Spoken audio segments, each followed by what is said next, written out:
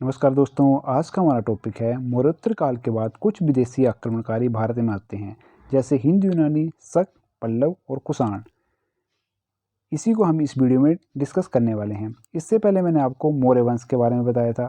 तो मौर्य वंश जो था एक शक्तिशाली साम्राज्य था या शक्तिशाली वंश था। मौर्य वंश के पतन के बाद छोटे छोटे राजवंशों का उदय होता है, जैसे शुंग वंश, कर्ण वंश और सातवाहन वंश। इन वंशों को ब्राह्मण वंश के नाम से भी जाना जाता है।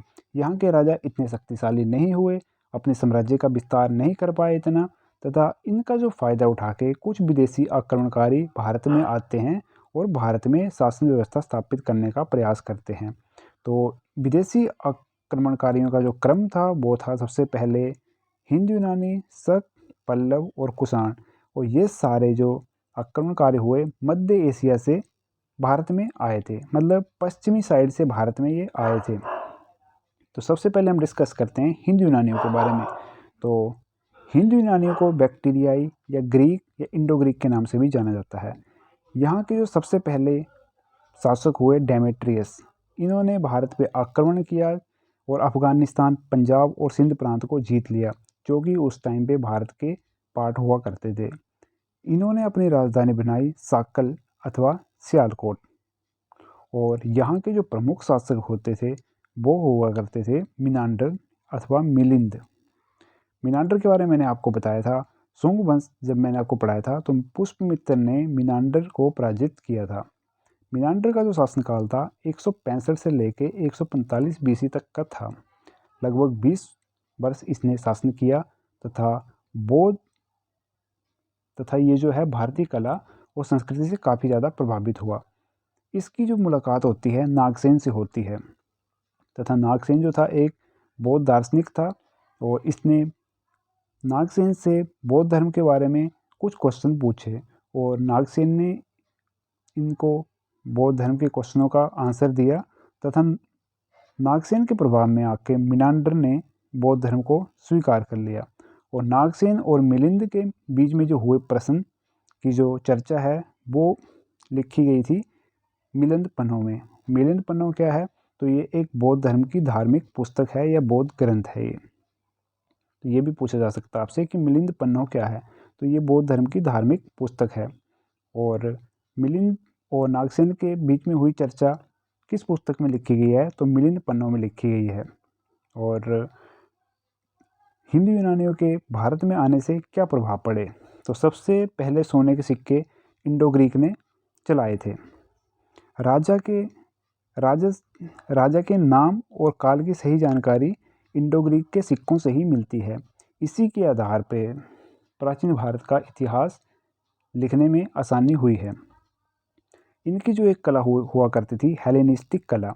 ये जो कला थी इनकी अपनी कला थी, हिंदू यूनानियों की अपनी कला थी, तथा हेलेनिस्टिक कला के सहयोग से गांधार कला का विकास हुआ। तो हेलेनिस्टिक कला प्लस भारतीय कला इज इक्वल टू गांधार कला। और गांधार कला का ज़्यादातर विकास अफगानिस्तान और पाकिस्तान में हुआ। नाटक में पर्दा प्रचलन, मतलब जो नाटकों में पर्दा गिराया जाता है फिर उठाया जाता है, तो इसका जो प्रचलन कहाँ से शुरू हुआ? तो हिंदू यूनानियों से ही शुरू हुआ। हिंदू यूनानियों के बाद जो विदेशी आक्रमणकारी आए वो आए शक। और शक जो आए थे मध्य एशिया से भारत में चारागाह की खोज में आए थे। इनकी जो शाखाएं थी 5 शाखाएं थी, मतलब 5 कबीले थे। जैसे कुछ दक्षिण में, कुछ मध्य भारत में, कुछ उत्तर भारत में, तो कुछ उत्तर पश्चिम में। इनका जो प्रसिद्ध कबीला था वो था पश्चिमी वाला। और यहाँ का जो प्रमुख शासक था वो था रुद्रदामन। रुद्रदामन से ही ज़्यादातर क्वेश्चन पूछे जाते हैं और ये क्वेश्चन तो बार बार पूछा जाता है कि सुदर्शन झील का जीर्णोद्धार किसने किया था? तो ये किया था रुद्रदामन ने। जीर्णोद्धार का मतलब हुआ नवीनीकरण। सुदर्शन झील जो है गुजरात में है और इसका जो निर्माण किया था चंद्रगुप्त मौर्य के सौराष्ट्र प्रांत के गवर्नर पुष्पगुप्त ने किया था। तो इसकी मरम्मत जो की थी वो की थी रुद्रदामन ने। और दूसरी बार जो की थी स्कंदगुप्त ने। तो मैंने जब गुप्त वंश पढ़ाया था आपको, तो स्कंदगुप्त के बारे में जब पढ़ाया था मैंने बताया था कि स्कंदगुप्त के शासनकाल में सबसे ज़्यादा झीलों का निर्माण हुआ था या कृत्रिम झीलों का निर्माण हुआ था। रुद्रदामन से एक क्वेश्चन और पूछा जाता है कि ये जो था संस्कृत प्रेमी था और इसने संस्कृत में भारत का सबसे पहला अभिलेख जारी किया जिसे कहा जाता है जूनागढ़ अभिलेख। क्वेश्चन ऐसे पूछा जाता है कि जूनागढ़ अभिलेख कौन सी भाषा में लिखा गया है, तो लिखा गया है संस्कृत में। और इस अभिलेख से चंद्रगुप्त मौर्य की जानकारी मिलती है। अभिलेखों का जो प्रचलन बढ़ा था अशोक के शासनकाल में बढ़ा था। उस टाइम पे जो लैंग्वेज यूज़ करते थे, ये भाषा यूज़ करते थे, तो वो करते थे ब्राह्मी, अरमाइक या खरोष्टी लिपि। अब मध्य भारत के या मध्य प्रदेश के उज्जैन के एक राजा ने शकों को पराजित किया था, और शकों को पराजित करने के बाद इसने विक्रमादित्य की उपाधि धारण की तथा एक विक्रम संवत जारी किया। और ये विक्रम संवत कब जारी किया था इसने, तो 58 ईसा पूर्व। संवत का मतलब होता है कैलेंडर, और नेपाल के सरकारी संवत के रूप में विक्रम संवत अभी भी चला आ रहा है।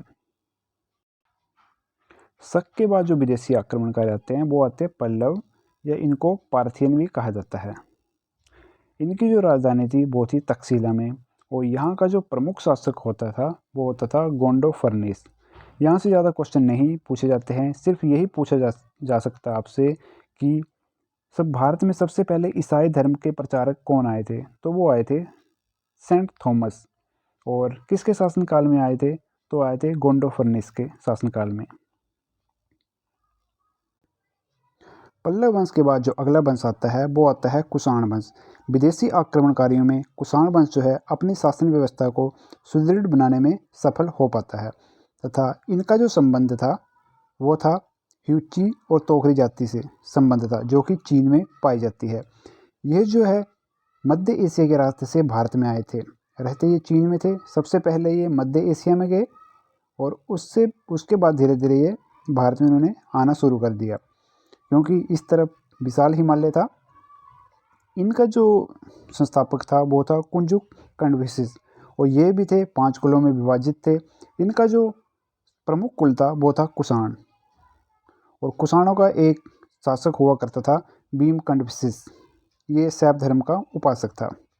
ऐसा पूछा जा सकता है आपसे कि कुषाणों में सबसे पहले सोने के सिक्के किसने चलाए, तो इसी भीम कंडफिसिस ने चलाए थे। और यहाँ का जो महाप्रतापी या प्रमुख शासक हुआ वो हुआ कनिष्क। कनिष्क से सबसे ज़्यादा क्वेश्चन पूछे जा सकते हैं कुषाण वंश में से। तो इनकी जो राजधानी थी सबसे पहले वो थी पुरुषपुर पेशावर में, और जब इनके साम्राज्य का विस्तार होने लगा तो उन्होंने दूसरी राजधानी बनाया मथुरा को। कनिष्क जब राजा बना तो राजा बनने के उपलक्ष्य में इसने शक संवत जारी किया, मतलब एक कैलेंडर जारी किया, और इसको भारतीय राष्ट्रीय कैलेंडर के नाम से भी जाना जाता है। और इसका जो आरंभ वर्ष था वो था 78 ईस्वी, मतलब वर्तमान जो कैलेंडर चल रहा है इससे ये 78 ईयर पीछे चल रहा है। इसमें जो पहला महीना होता है वो होता है चैत्र, जो कि 21 या 22 मार्च को स्टार्ट होता है, और अंतिम महीना जो होता है वो होता है फागुन। रेशम मार्ग पर कनिष्क ने अधिकार कर लिया था। तो चीन जो था रेशम का बहुत बड़ा उत्पादक था, तथा यह अपना जो व्यापार करता था मध्य एशिया के साथ करता था, और इसी रास्ते पे कनिष्क का शासनकाल था। तो यहाँ से कनिष्क इनसे कर या चुंगी वसूल किया करता था। फलस्वरूप कनिष्क के पास इतना पैसा आया कि इसने शुद्ध सोने के सिक्के जारी किए। और पूछा जा सकता है आपसे कि सबसे ज़्यादा शुद्ध सोने के सिक्के किसने जारी किए, तो कुषाण वंश ने जारी किए। कुषाण वंशों में कनिष्क ने जारी किए। कनिष्क जो था बौद्ध धर्म को मानता था, और यह महायान शाखा को मानता था। एक हीनयान है और एक महायान। चौथी बौद्ध संगीति जो हुई थी कनिष्क के शासनकाल में ही हुई थी, और वसुमित्र ने इसकी अध्यक्षता की थी। कहाँ पे की थी, कुंडलवन कश्मीर में। गांधार कला और मथुरा कला का विकास जो हुआ था कनिष्क के काल में ही हुआ था। गांधार कला का जो संबंध है बौद्ध धर्म से माना जाता है। गांधार कला जो कि हिंदू यूनानी और भारतीय कला से मिलकर बनी थी, उस कला का नाम दिया गया था गांधार कला। इसका जो विस्तार ज़्यादातर था अफगानिस्तान और पाकिस्तान में देखने को मिलता है। मथुरा जो कला थी पूर्णतः भारतीय कला थी, और मथुरा कला का जो संबंध माना जाता है जैन धर्म से माना जाता है। कनिष्क के समकालीन कुछ विद्वान हुआ करते थे, जैसे अश्वघोष। तो अश्वघोष ने जो की थी बुद्ध चरित्र की रचना की थी, और इसको बौद्धों का रामायण भी कहा जाता है। किसको कहा जाता है, बुद्ध चरित्र को। चरक जो थे, चरक ने चरक संहिता की रचना की, और ये भारतीय चिकित्सा के जनक भी इनको माना जाता है। सुश्रुत जो थे, इन्होंने सुश्रुत संहिता की रचना की और शल्य चिकित्सा के जनक भी इनको माना जाता है। तो शल्य चिकित्सा से हमारा संबंध है ऑपरेशन या ऑपरेशन के द्वारा इलाज। नागार्जुन जो थे शून्यवाद के प्रतिष्ठापक थे तथा माध्यमिक मत के पुरस्कारक और प्रख्यात बौद्ध आचार्य थे। तो ये थी आज की हमारी वीडियो। Thanks for watching. जय हिंद, जय भारत।